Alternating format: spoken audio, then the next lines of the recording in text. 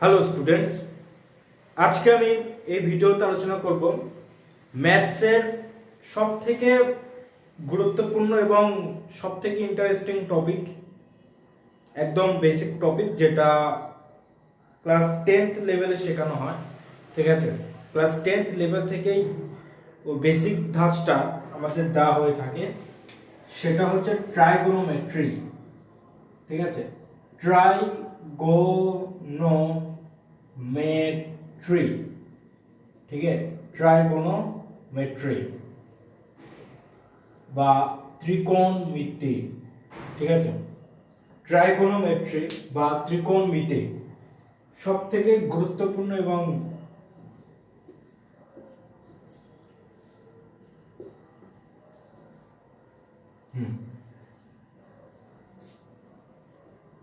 Trigonometry. ওকে,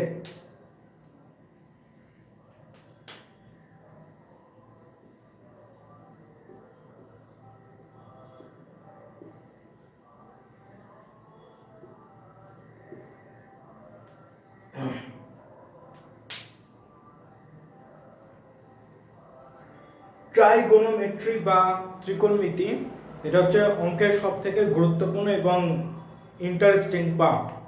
ঠিক আছে, modern mathematics অর্থাৎ আধুনিক অঙ্ক বা আধুনিক গণিত শাস্ত্র আজকে যতটা বিস্তৃত হয়েছে তার একদম বেসিক হচ্ছে এই ট্রাইগোনোমেট্রি। অর্থাৎ আমরা বলতে পারি ট্রাইগোনোমেট্রির হাত ধরেই মডার্ন ম্যাথমেটিক্সের সূচনা হয়েছিল। ঠিক আছে, আমি যদি প্রশ্ন করি যে এই মডার্ন দুনিয়া মানে আমরা আজকে যে টেকনোলজির যুগে বসবাস করছি, তো এই টেকনোলজিটা কোন মানে যুগের মাধ্যমে বা কোন ধারার মাধ্যমে বা বলতে পারি যে টেকনোলজির সূচনা হয়েছিল কিভাবে, তার কিন্তু কোনো এক্সাক্ট অ্যান্সার পাওয়া যাবে না। ধাপে ধাপে ধাপে ধাপে শুরু হয়েছিল। বাট এই যে মডার্ন ম্যাথমেটিক্সটা ঠিক ওরকমই ধাপে ধাপে ধাপে ধাপে শুরু হয়েছিল। তবে ম্যাক্সিমাম ক্ষেত্রে অবদান রয়েছে ট্রাইগোনোমেট্রি। ঠিক আছে, ট্রাইগোনোমেট্রি ম্যাক্সিমাম অবদান রয়েছে। ধাপে ধাপে মডার্ন ম্যাথমেটিক্সটা হয়েছে আজকের দিনে, তবে ম্যাক্সিমাম একটু বেশি অবদান রেখেছে ট্রাইগোনোমেট্রি বা ত্রিকোণমিতি। ঠিক আছে, অনেকটা হচ্ছে মোবাইল ফোন যখন প্রথম আবিষ্কার হয়েছিল তখন তো টাচ ফোন তো আবিষ্কার হয়নি, তখন টেপা ফোন আবিষ্কার হয়েছিল, কিপ্যাড টেপা ফোন এরকম আবিষ্কার হয়েছিল। তো ওইটা আর কি বেশি অবদান রেখেছিল। ওইখান থেকে আস্তে আস্তে পরে ওটাকে ডেভেলপ করে আর একটু বড় টাচ ফোন, তারপর ওটাকে ডেভেলপ করে আর একটু বড়, একটু স্ক্রিনওয়ালা বার করলো, আর একটু বড় স্ক্রিনওয়ালা, এরকম অনেক করতে করতে আমরা আজকের দিনে হাতে যে মোবাইল ফোনটা ইউজ করি ম্যাক্সিমাম সবই টাচ ফোন। কিন্তু এই টাচ ফোনের যে স্ক্রিনটা যে কতটা বড় তার লিমিটলেস, এমনকি ফোল্ডিং ফোল্ডিং ফোনও কিন্তু এখনো পাওয়া যায়। তো টেকনোলজি এখন অনেক এতটা এগিয়ে। তো মডার্ন ম্যাথমেটিক্সও তাই ট্রাইগোনোমেট্রি বেশ অবদান রেখেছে। তো এটা আর কি জাস্ট ফিল করালাম, একটু অনুভব করালাম তোমাদের যে ট্রাইগোনোমেট্রি কতখানি ইম্পর্টেন্ট। ঠিক আছে, কতখানি ইম্পর্টেন্ট তো আর বলা যাবে না, তো ইন্টারেস্টিং। ঠিক আছে, ইম্পর্টেন্ট ইম্পর্টেন্ট বললে একটা মাথায় একটা চাপ পড়ে, তো এটা ইন্টারেস্টিং এবং ভেরি ইজি। ঠিক আছে, যেমন ইন্টারেস্টিং তেমন ইজি।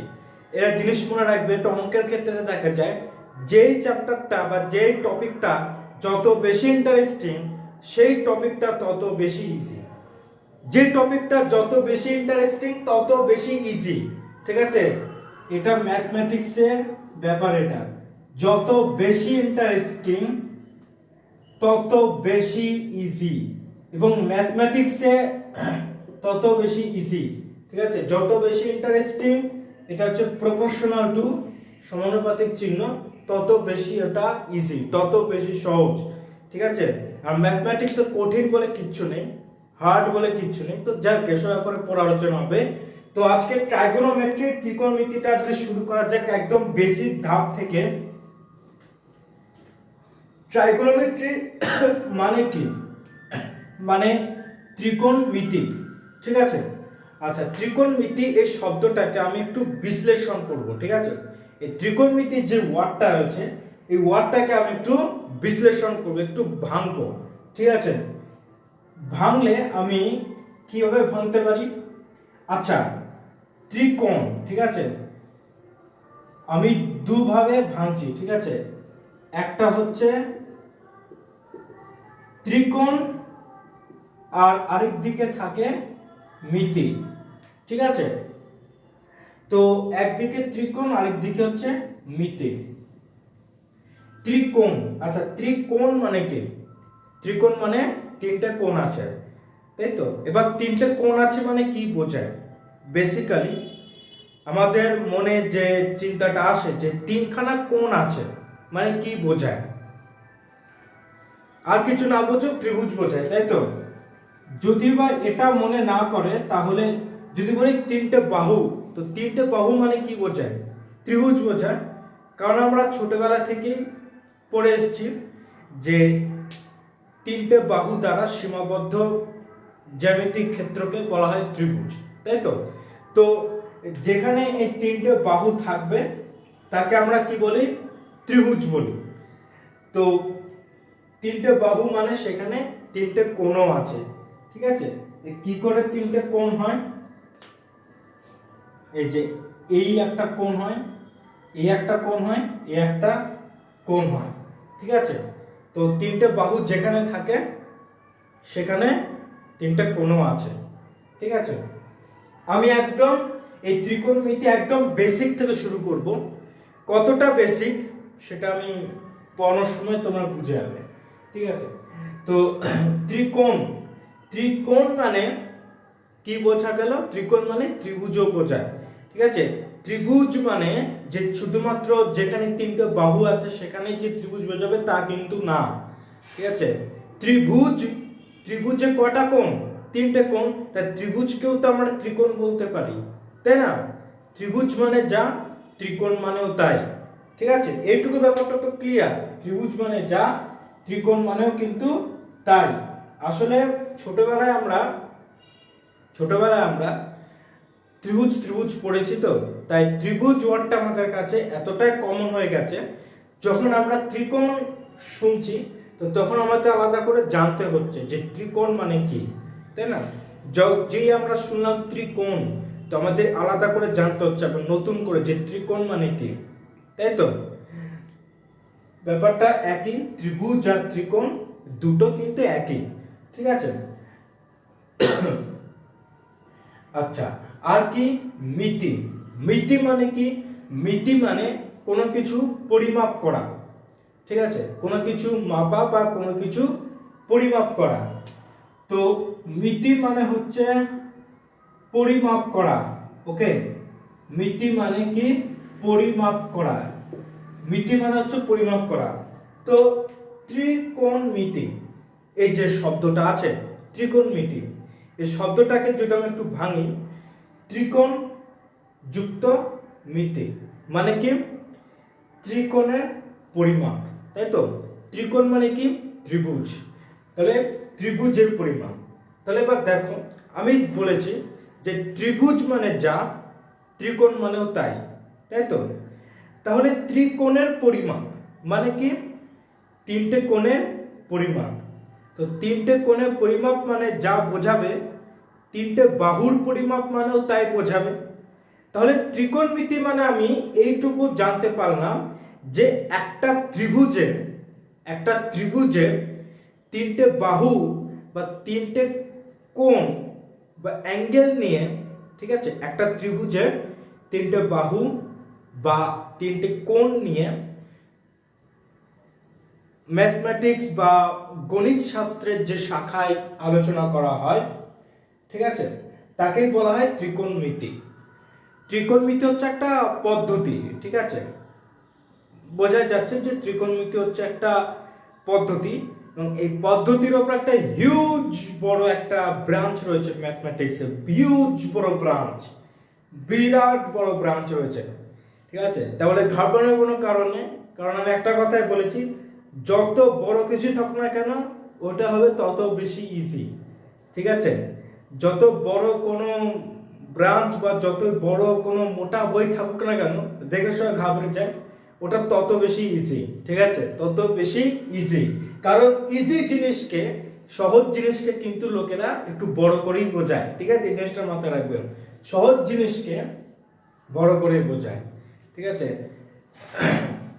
কিছু কিছু কবি আছে যাদের কবিতা খুব ছোট, খুব ছোট, বাট ওদের যে, একটা উদাহরণ দিচ্ছি, কিছু কিছু কবিতা আছে যাদের উদাহরণটা খুব ছোট, বাট ওদের সম্প্রসারণ, মানে কবিতার যে অর্থ কি বোঝাচ্ছে, সে অর্থ সম্প্রসারণ করতে গেলে কিন্তু আমরা পারি না। তো সেক্ষেত্রে আমাদের অনেক গাইড বুকের সাহায্য নিতে হয়, তাই না? তো ছোট ছোট জিনিসগুলো অনেক সময় কঠিন হয়, বাট যেগুলো বড় বড় জিনিস হয় না, সেগুলো কঠিন হয় না, সেগুলো খুব। ম্যাথমেটিক্স হতে, ম্যাথমেটিক্সের প্রতিটা টপিক বড়, প্রত্যেকটা টপিক বড়, তার মানে কি প্রত্যেকটা টপিক ইজি, তার মানে কি ম্যাথমেটিক্স ইজ ইজি সাবজেক্ট। ওকে, তো ত্রিকোণমিতি মানে কি বললাম, একটা ত্রিভুজের তিনটে কোণ বা তিনটে বাহু নিয়ে গণিত শাস্ত্রের যে শাখায় আলোচনা করা হয় তাকেই বলা হচ্ছে ত্রিকোণমিতি। ওকে, আচ্ছা, তো এবার আমি বলেছিলাম যে এই ত্রিকোণমিতিটা আমি একদম খুব বেসিক লেভেল থেকে শুরু করব। ঠিক আছে, একদম বেসিক লেভেল থেকে। আমি বলেছিলাম যে এখানে ত্রিকোণ মানে কি, ত্রিভুজ, মানে ত্রিভুজ মানে যা, ত্রিকোণ মানে তাই। আশা করি সবাই জানে ত্রিভুজ সম্পর্কে, তো সবারই আর কি ধারণা রয়েছে, তাই না? যে ত্রিভুজ কয় প্রকার, কি কি, আশা করি সব ধারণা রয়েছে সবার। যদি ধারণা না থাকে আমি বলেও দেব, কোনো কারণ না, কারণ এই চ্যানেলটা পুরো ম্যাথমেটিক্স এর কনসেপ্টের উপরই। ঠিক আছে, সমস্ত রকম কনসেপ্ট দেওয়া হবে, কোনো চাপের কোনো কারণ নেই। তো ত্রিভুজের ক্ষেত্রে যদি আমি একটু বলি কথা, ট্রাইগোনোমেট্রি জানতে গেলে ত্রিভুজ সম্পর্কে জানতে হবে। প্রথমে ত্রিভুজ, ত্রিভুজ কয় রকমের হয়, তাদের বাহুর বৈশিষ্ট্য, তারপর দেখতে হবে অ্যাঙ্গেল, একটা অ্যাঙ্গেল কি করে তৈরি হচ্ছে, একটা কোণ কি করে তৈরি হয়, তারপর জানতে হবে কোণের ভিত্তিতে ত্রিভুজ কত রকমের হয়, তারপরে জানতে হবে যে এই যে ট্রাইগোনোমেট্রিটা, এটা কোন ত্রিভুজে অ্যাপ্লাই করা যায়, শুধু কি ওই ত্রিভুজে অ্যাপ্লাই করা যায় নাকি বিশ্বের সমস্ত রকম ত্রিভুজে অ্যাপ্লাই করা যায়, সেটাও জানতে হবে, তারপরে আমাদের এগোতে হবে। ঠিক আছে, ট্রাইগোনোমেট্রি জানতে গেলে আগেই ত্রিভুজ সম্পর্কে জানতে হবে।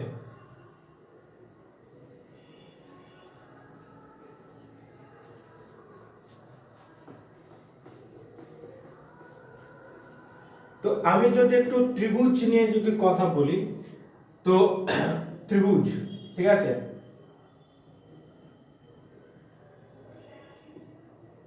ত্রিভুজ নিয়ে যদি একটু কথা বলি, তো ত্রিভুজ মানে আমরা বেসিক্যালি কি বুঝি, আমরা চাই না তিনটে বাহু আছে। তো আমি যদি বলি যে, কাউকে বলি যে ত্রিভুজ আঁকতে, এই বোর্ডে যদি ত্রিভুজ আঁকতে বলি, তো অনেক অনেক রকম ভাবে আঁকবে, অনেকে আঁকবে যে এরকম আঁকবে। ঠিক আছে, তাহলে আমি একটু উদাহরণ দিয়ে বোঝাতে হলে সুবিধা হবে। ধরো কি এরকম একটা ত্রিভুজ আঁকলো, এটা এ বি সি, ঠিক আছে।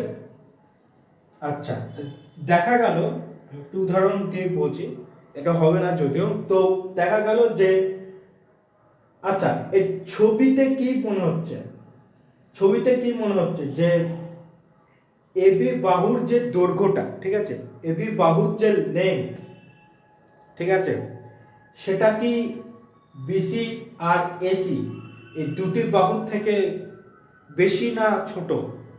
ছোট, ঠিক আছে। তার মানে কি এবি বাহুর যে দৈর্ঘ্যটা, এবি বাহুর যে লেন্থ, সেটা বিসি বাহুর সাথেও সমান নয়, আবার এসি বাহুর সাথেও কিন্তু সমান নয়। ঠিক আছে, আচ্ছা এখানে এসি বাহু আর বিসি বাহু, ঠিক আছে, এই এসি আর এই বিসি বাহু, ঠিক আছে, এই দুটো বাহু কি সমান, হ্যাঁ কি না? এই দুটো বাহু কি সমান? সমান আপাত দৃষ্টিতে দেখে মনে হচ্ছে সমান, কি সমান না সেটাই আপাত দৃষ্টিতে যদি আমি দেখি, যদি আমি একটু লেন্থ নিই, এই যে এটা এতটাই বড় যে আমার হাতের আঙুলি খাপ খাচ্ছে না, মার্কারও খাপ খাচ্ছে না, কিন্তু যদি আমি এইটা নিই, এসিটা নিই, এসিটা কিন্তু আমার হাতের আঙ্গুলে একটু একটু বড় করলে হয়ে যাচ্ছে যে এসি, বাট বিসিটা কিন্তু হচ্ছে না। তো এখানে আমরা কি দেখলাম, প্রথম যে ত্রিভুজটা আমি এঁকেছি বোর্ডে এবিসি, এখানে দেখো কোনো বাহুর সাথে কিন্তু সমান নয়। এবি বিসির সাথে সমান নয়, আবার এসি বিসির সাথে সমান নয়, কোনো বাহু কিন্তু কোনো বাহুর সাথে সমান নয়। তো যখনই দেখবেন যে কোন একটা ত্রিভুজে কোনো বাহুর সাথে সমান নয়, তিনটে বাহু পরস্পরের সাথে সমান নয়, এ এর সাথে সমান নয়, ও ওর সাথে সমান নয়, এ আমার সাথে সমান নয়, কোনো বাহুর সাথে সমান হচ্ছে না, ইকুয়াল হচ্ছে না, তো তখন আমি বলবো এই যে ত্রিভুজটা, এই ত্রিভুজটাকে বলা হবে বিষমবাহু ত্রিভুজ। ঠিক আছে, কি বলবো আমরা? আমি বলবো বিষমবাহু ত্রিভুজ। বিষমবাহু ত্রিভুজ, বিষম নামের মধ্যে দিয়ে বোঝা যাচ্ছে একদম এর মানেটা কি, বিষম অর্থাৎ সমান নয়।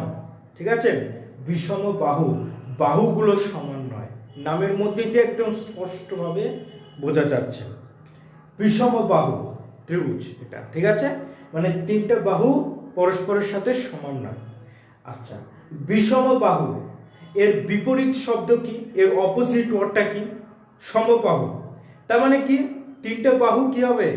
সমান হবে পরস্পরের সাথে। ঠিক আছে, একটু ব্যাপার রয়েছে, এটা দুরকম কেস হতে পারে, যে তিনটে বাহু সমান হতে পারে অথবা যে কোনো দুটো বাহু সমান হতে পারে। হবে, এই দুটো কেসেরই নাম আছে, একটা আলাদা আলাদা নাম আছে। তো আমি যদি এরকম একটা ত্রিভুজ আঁকি যা তিনটে বাহু সমান, হবে না যদিও, তো মাপ নিয়েও যদি আমি করি, ঠিক আছে। আচ্ছা, এরকম একটা আঁকলাম, ঠিক আছে। এবার যদি আমি একটু মাপ নিই, এটা নিলে এইটুকু হচ্ছে, তাই তো, এইটুকু হচ্ছে, তার মানে এইটা যদিও বা হবে কিনা জানি না, তো যাই হোক, তো তোমরা এটা খাতায় কাটা কম্পাস নিয়ে মানে স্কেলের সাহায্যে এটা করতে পারো। ঠিক আছে, তো এটার নাম দিলাম পি কিউ আর। ঠিক আছে, তো আমি ধরে নিচ্ছি যে এই পি কিউ, কিউ আর আর পি আর মানে এই তিনটে বাহু সমান। ঠিক আছে, যদিও বা অ্যাকচুয়ালি সমান হবে না যদিও, ঠিক আছে, আমি হাতের মাপ নিয়ে করেছি, তো পারফেক্ট হবে না মাপ, যাই হোক, তো আমি ধরে নিচ্ছি যে যেরকমটা কি দেখতে লাগছে মানে আপাত দৃষ্টিতে আর কি সমান। ঠিক আছে, এই পি কিউ, কিউ আর আর পি আর এই তিনটে বাহু সমান। তো তিনটে বাহু যখনই সমান হবে তখনই ওই ত্রিভুজটাকে আমরা বলবো কি ত্রিভুজ? সমবাহু ত্রিভুজ। ঠিক আছে, কি ত্রিভুজ বলবো? সমবাহু ত্রিভুজ বলবো। ওকে, সমবাহু ত্রিভুজ বলবো। ঠিক আছে, তিনটে বাহু যদি সমান হয়। আর লাস্ট যে কন্ডিশনটা, যদি দুটো বাহু সমান হয় তাহলে কি হবে? যদি দুটো বাহু সমান হয়, এ হচ্ছে ত্রিভুজ, তো এটার নাম দিলাম এক্স ওয়াই জেড। ঠিক আছে, তো এর দুটো বাহু সমান। ঠিক আছে, মনে করো এক্স এর সাথে ওয়াই জেডটা হচ্ছে সমান। ঠিক আছে, এক্স এর সাথে ওয়াই জেডটা হচ্ছে সমান, এক্স ওয়াই আর ওয়াই জেড হচ্ছে সমান। তো দুটো বাহু যখনই সমান হবে তখন কিছু না, এই যে সমবাহু, তো সমবাহু, এই বাহুর আগে একটা দি, এই দি ওয়ার্ডটা যোগ করতে হবে। কি করতে হবে? আমি একই জিনিস লিখবো, সম লিখবো, আর এখানে কি লিখবো? দয় বয় হস্যি। ঠিক আছে, সমদ্বিবাহু। সমদ্বিবাহু মানে কি? দুটো বাহু সমান। ঠিক আছে, দুটো বাহু সমান। তো এই হচ্ছে ত্রিভুজের বাহুর ওপর, ঠিক আছে, বাহুর ওপর ভিত্তি করে এই ত্রিভুজ হচ্ছে তিন রকম হয়। ঠিক আছে, বাহুর ওপর ভিত্তি করে। ঠিক আছে, বলবে না যে ত্রিভুজ তিন রকম হয়, তাহলে কিন্তু অ্যান্সারটা বোকামি হয়ে যাবে। ত্রিভুজ কয় রকম হয়, তার একটা ভিত্তি আছে। এটা যেমন বাহুর ভিত্তিতে করালাম, ঠিক আছে, একটা বাহুর ভিত্তিতে একটা বেস পয়েন্ট আছে। তো বাহুর ভিত্তিতে ত্রিভুজ হচ্ছে তিন রকম। একটা হচ্ছে বিষম বাহু ত্রিভুজ, তো যেখানে তিনটে বাহু কারোর সাথে সমান নয়, তিনটে আর্ম বা তিনটে লেন্থ বলতে পারি, তো তারা কারোর সাথে সমান নয়। আরেকটা দেখলাম যে তিনটে বাহু তারা পরস্পরের সাথে সমান, সবাই সবার সাথে ইকুয়াল, তো তারা হচ্ছে সমবাহু ত্রিভুজ। আর আরেক রকম ত্রিভুজ দেখলাম যেখানে কি দেখলাম, দুটো বাহু, যে কোনো দুটো বাহু, যে কোনো, ঠিক আছে, তো যে কোনো দুটো বাহু পরস্পরের সাথে সমান, তো সেটা হচ্ছে সমদ্বিবাহু ত্রিভুজ। ওকে, এই হচ্ছে ত্রিভুজের ভাগ বাহুর ভিত্তিতে, ঠিক আছে, বারবার বলছি বাহুর ভিত্তিতে, এক একটা ভিত্তি রয়েছে। ওকে, এবার যদি আমি করাই যে কোণ বা অ্যাঙ্গেলের ভিত্তিতে, তো সেখানে অনেক রকম ভাগ রয়েছে। তো যদি আমি একটু বলি দিই,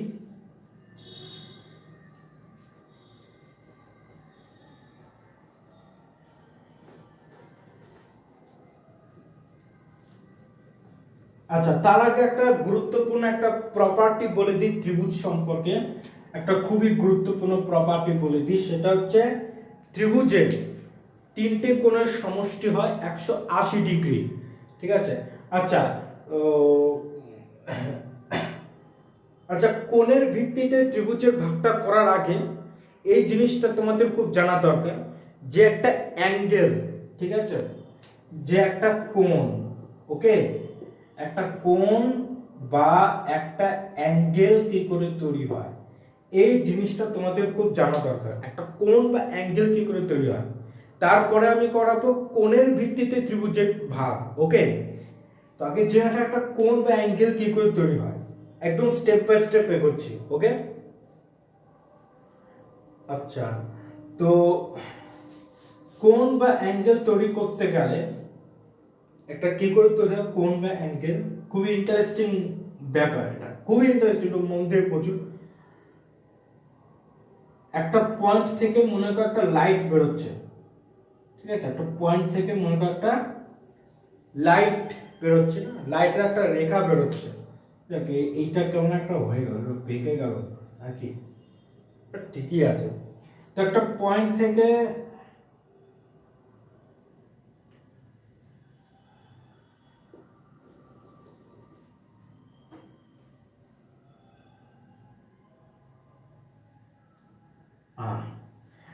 তো মনে করো যে একটা পয়েন্ট থেকে একটা রে, একটা রশ্মি বেরোচ্ছে, একটা পয়েন্ট থেকে একটা রশ্মি বেরোচ্ছে।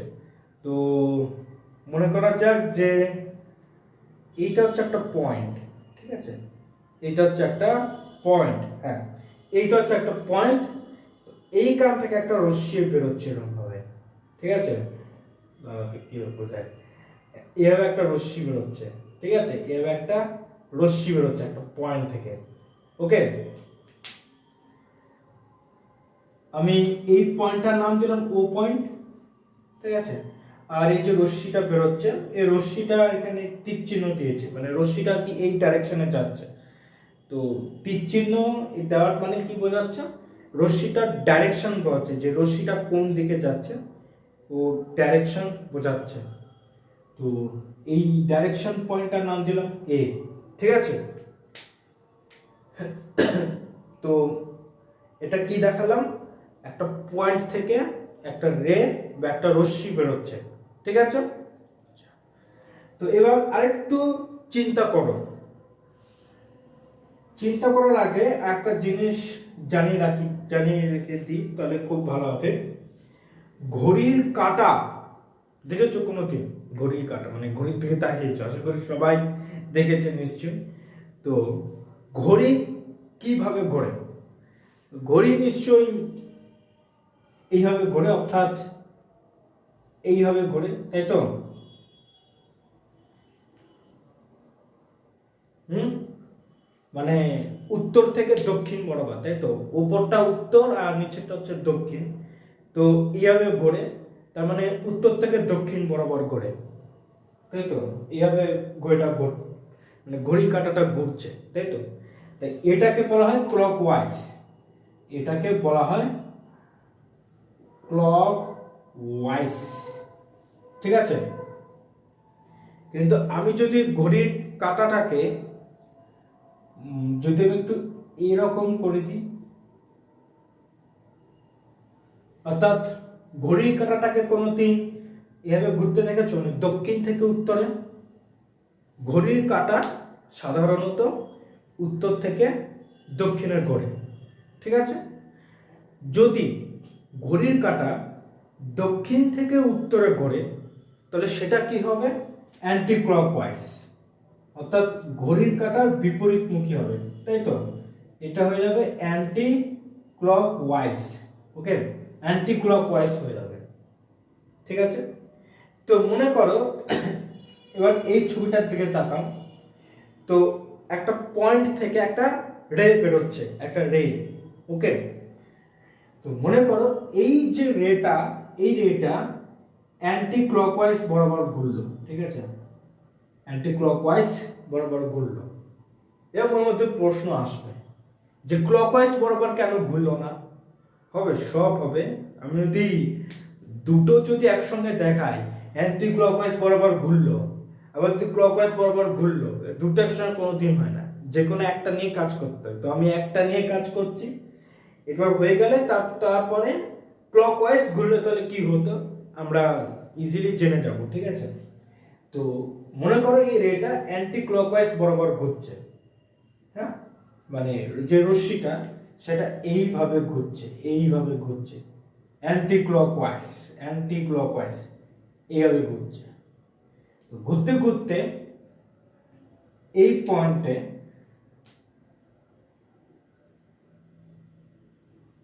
অ্যান্টি ক্লকওয়াইজ বরাবর ঘুরছে। তো এই যে পয়েন্টটা আছে, দাঁড়াও, ওকে, হ্যাঁ, এই যে পয়েন্ট, এই যে রেটা, এটা হচ্ছে রে, তো এটার নাম দিলাম হচ্ছে পি, ওকে?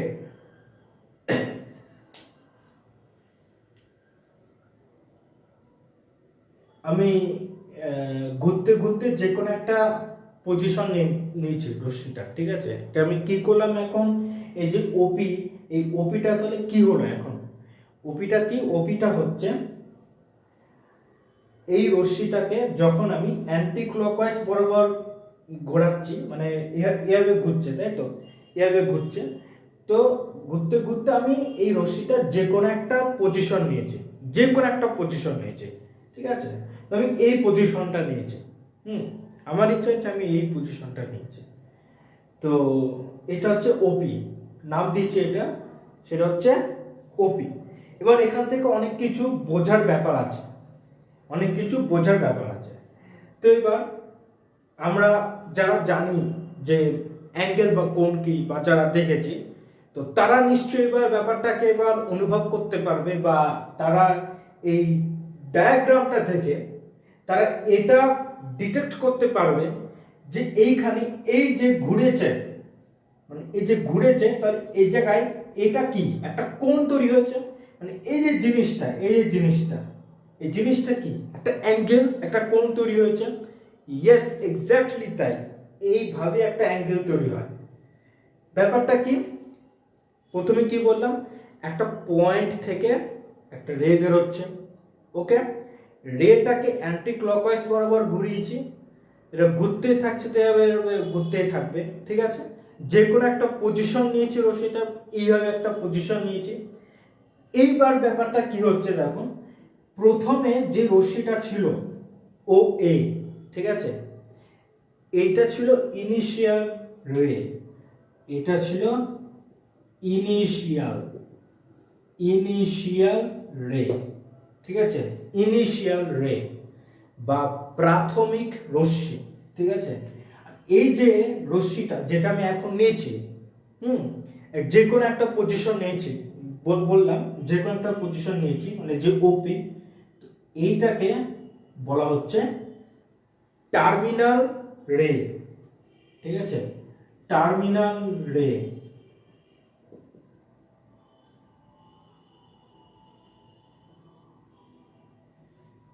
টার্মিনাল রে, ঠিক আছে, বা ফাইনাল রেও বলা যায়, ঠিক আছে, অন্তিম রশ্মি। ওকে, বা এটাকে আমি যেহেতু বলেছি রে, তো এটাকে লাইনও বলা যায়, কারণ এটা একটা লাইনের মতো দেখতে, তাই না? লাইনও বলা যায় বা সাইড, যে কোনো একটা কিছু বলা যায়। ওকে, তো আর এই যে ও বিন্দুকে কেন্দ্র করেই কিন্তু রশ্মিটা ঘুরেছে। একটা জিনিস তোমরা খেয়াল করে দেখো, এখানে ও বিন্দুকে কেন্দ্র করেই কিন্তু রশ্মিটা ঘুরেছে। ব্যাপারটা কি হচ্ছে, এই যে कैसे बताऊं तुझे, कैसे बताऊं मैं, আচ্ছা, এই যে পয়েন্টটা আছে, ঠিক আছে, এই পয়েন্টটাকে আমি আঙুল দিয়ে চেপে ধরেছি।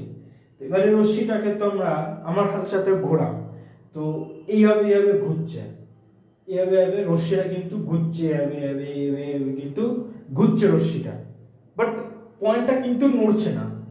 নড়ছে কে? রশ্মিটা ঘুরছে, মানে রশ্মিটা নড়ছে। তো এই যে পয়েন্টটা, এই পয়েন্টটা কি, এই পয়েন্টটাকেই কেন্দ্র করে হচ্ছে, তো এই পয়েন্টটাকে বলা হচ্ছে ভার্টেক্স। এই পয়েন্টটাকে বলা হচ্ছে, অর্থাৎ এই যে ও বিন্দু, এই যে ও বিন্দু, এই ও বিন্দুকে বলা হচ্ছে ভার্টেক্স বা শীর্ষ, ভার্টেক্স বা শীর্ষ। ওকে, ভার্টেক্স বা শীর্ষ। ওকে, তো কি কি জানলাম আমরা? জানলাম ইনিশিয়াল রে।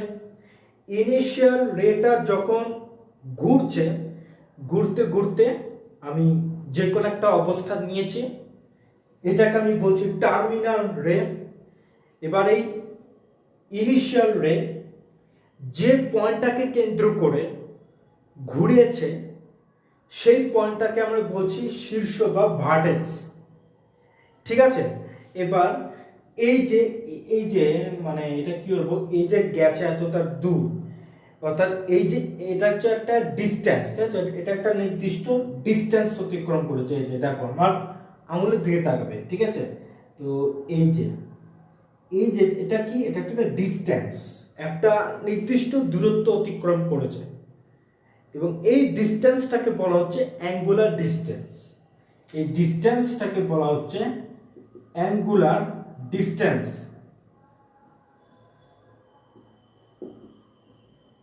অ্যাঙ্গুলার ডিস্টেন্স এটা ফিজিক্সের একটা ওয়ার্ড, অ্যাঙ্গুলার ডিস্টেন্স, কৌণিক দূরত্ব, ঠিক আছে।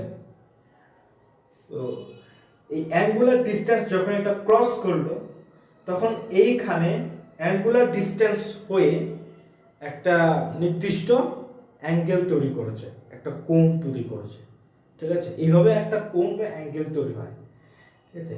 যদি কেউ জিজ্ঞেস করে যে কোণ বা অ্যাঙ্গেলের ডেফিনেশন কি, this is a wrong question. কোণের কোনো ডেফিনেশন হয় না, বাট এটা হতে পারে যে অ্যাঙ্গেল কিভাবে তৈরি হয়। কোণের কোনো ডেফিনেশন হয় না। আমরা যদি বলি কোণ, আমরা যদি কেউ প্রশ্নই বা করে থাকে যে কোণ বা অ্যাঙ্গেল কি, তাকে আমরা এভাবে বোঝালাম, সব বোঝালাম, গিয়ে এ জায়গায় বোঝালাম যে এটা অ্যাঙ্গুলার ডিস্টেন্স, তো মানে ইনিশিয়াল রেটা অ্যাঙ্গুলার ডিস্টেন্স করে টার্মিনাল রেতে যখন পৌঁছালো, ইনিশিয়াল রেটা অ্যাঙ্গুলার ডিস্টেন্স কইরা টার্মিনাল রেতে যখন পৌঁছাইলো, ঠিক আছে, তখন এখানে একটা অ্যাঙ্গেল তৈরি হয়েছে। এই কথাটা একদম যুক্তিপূর্ণ কথা, বাট আমরা যদি বলি যে অ্যাঙ্গুলার ডিস্টেন্স মানেই অ্যাঙ্গেল, তো কোনো কোনো মানে তো হয় না। তো অ্যাঙ্গেল বা কোণ কাকে বলে, এর কোনো, এটা কোনো কোশ্চেনই না, ঠিক আছে, কোনো কোশ্চেন না, তাই এর কোনো অ্যান্সারও নাই। ওকে, এটা হতে পারে যে অ্যাঙ্গেল বা কোণ কি করে তৈরি হয়, যেটা বুঝলাম যেভাবে একটা অ্যাঙ্গেল বা কোণ তৈরি হয়। ওকে, তো নেক্সট ভিডিওতে আমি আলোচনা করব যে একটা অ্যাঙ্গেলের ভিত্তিতে, ঠিক আছে, এখানে আরো কিছু বাকি আছে, এখানে পজিটিভ সাইড, নেগেটিভ সাইড, আরো কিছু আছে, ওগুলো আমি নেক্সট ভিডিওতে বোঝাবো, ঠিক আছে। নেক্সট ভিডিওতে বোঝাবো। তার আগে এই যে কনসেপ্টটা বোঝালাম যে একটা অ্যাঙ্গেল বা কোণ কি করে তৈরি হয়, এই জিনিসটা কিন্তু মাথায় রাখবে। এবং লাস্ট যে কথাটা বললাম, এই যে ইনিশিয়াল রে অ্যাঙ্গুলার ডিস্টেন্স করে একটা নির্দিষ্ট, ঠিক আছে, একটা নির্দিষ্ট বা একটা স্পেসিফিক অ্যাঙ্গুলার ডিস্টেন্স করে টার্মিনাল রেতে পৌঁছালো, তখন ওই ইনিশিয়াল রে আর টার্মিনাল রের মাঝে একটা অ্যাঙ্গেল তৈরি হলো বা কোণ তৈরি হলো। তাই জন্যই আমরা বলে থাকি যে দুটো বাহুর মাঝে কোণ তৈরি হয়, ঠিক আছে, দুটো বাহুর মাঝে কোণ তৈরি হয়। কতখানি যুক্তিপূর্ণ এটাও আমরা নেক্সট ভিডিওতে আলোচনা করব, ঠিক আছে। তো নেক্সট ভিডিওতে আমরা এই যে কনসেপ্টটা বোঝালাম আমি, এই কনসেপ্টের উপরেই বেশ কিছু আলোচনা রয়েছে, সেটা আমি নেক্সট ভিডিওতেই করাবো। ওকে, তো সেই নেক্সট ভিডিওটা পাওয়ার জন্য কি করতে হবে, চ্যানেলটিকে সাবস্ক্রাইব করে রেখে দিতে হবে এবং অবশ্যই এই ভিডিওটা কেমন হয়েছে সেটা কমেন্ট করে জানিয়ে দেবে এবং লাইক করে দেবে ও তোমার বন্ধুদের সাথে এটা শেয়ার করে দেবে। আমাদের দেখা হচ্ছে নেক্সট ভিডিওতে।